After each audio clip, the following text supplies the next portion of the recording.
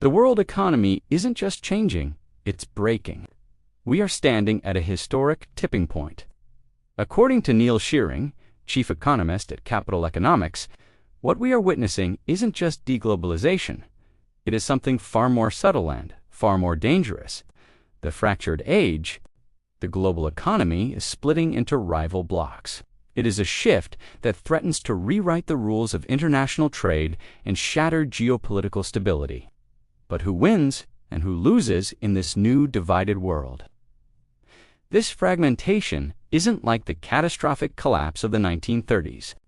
Global trade volumes might remain high, but the direction of the flow is changing drastically. We are entering an era of friendshoring. Trading with rivals is shrinking, while commerce between allied nations is surging.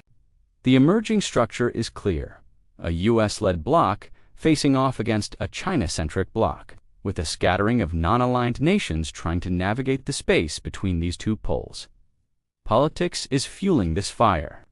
In Washington, China's rise is now viewed as an existential threat. In Beijing, the rhetoric is just as hardline. President Xi Jinping has even compared modern American hegemony to the fascist forces of 8 decades ago.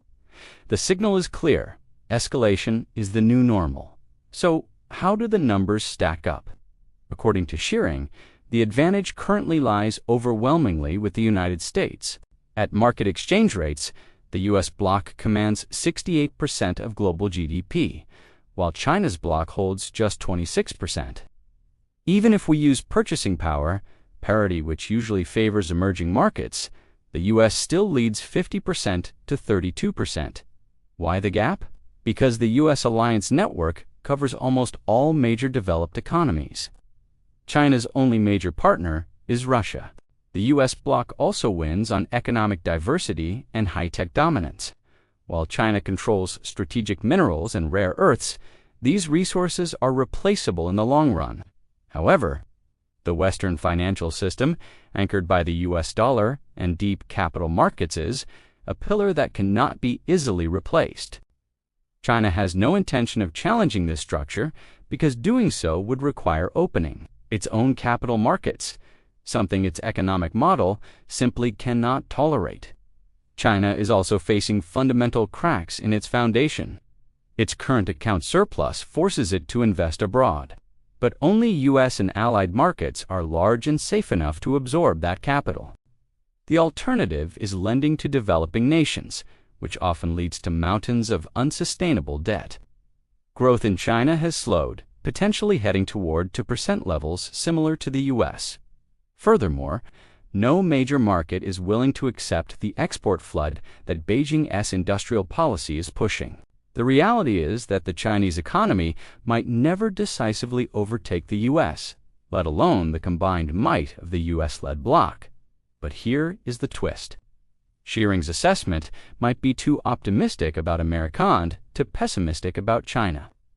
The U.S. is actively eroding its own core advantages.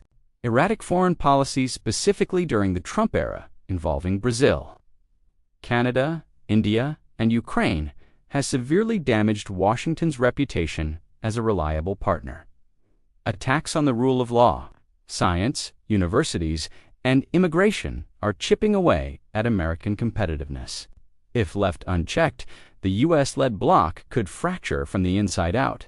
In fact, Capital Economics has already downgraded India from U.S.-leaning to non-aligned. Conversely, betting against China is risky.